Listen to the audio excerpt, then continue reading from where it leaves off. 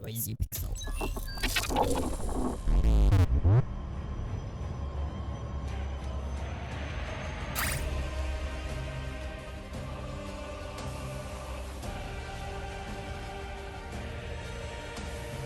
It's no big secret that I have a deep fondness for Gunfire Games' third-person action shooter, Remnant from the Ashes.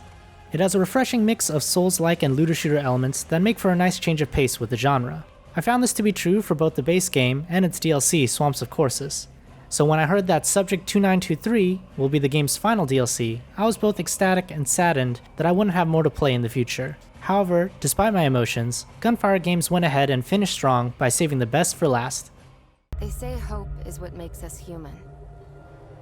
Things will be better tomorrow, we say. Over and over. Until we die.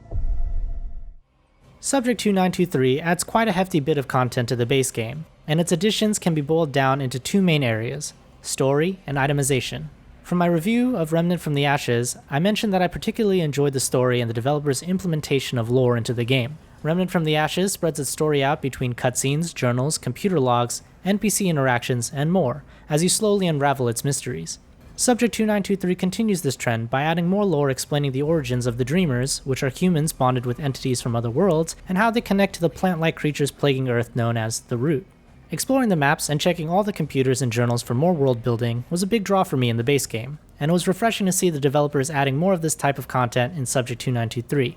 The puzzles added in the DLC were also a fun change of pace from the usual shooting and dungeoneering gameplay of Remnant. Although, if you have a poor sense of direction and problem-solving skills such as myself, this may slow down your progress. For those that don't care too much about the story and are focused more on the combat side of things, Subject 2923 adds a plethora of trinkets, mods, and equipment that allow further customization of your builds and playstyles.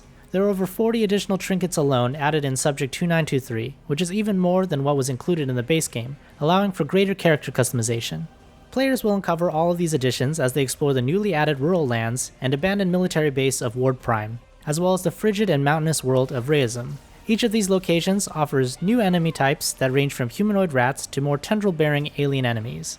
I personally found the humanoid rats in Reism to be a bit underwhelming in the creativity department, but I did enjoy the frigid tundra biome.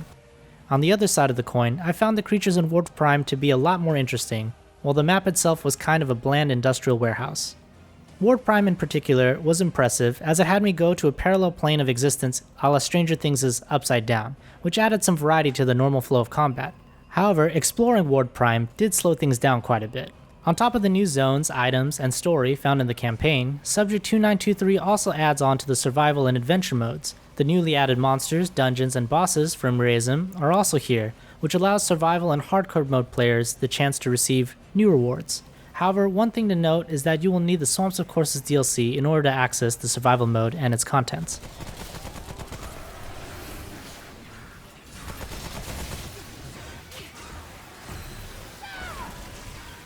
Remnant from the Ashes, Subject 2923, marks the perfect ending for this title. There's still a ton of gameplay here for those who want to continue their experience long after the story ends, but from a narrative standpoint, I'm satisfied with the conclusion.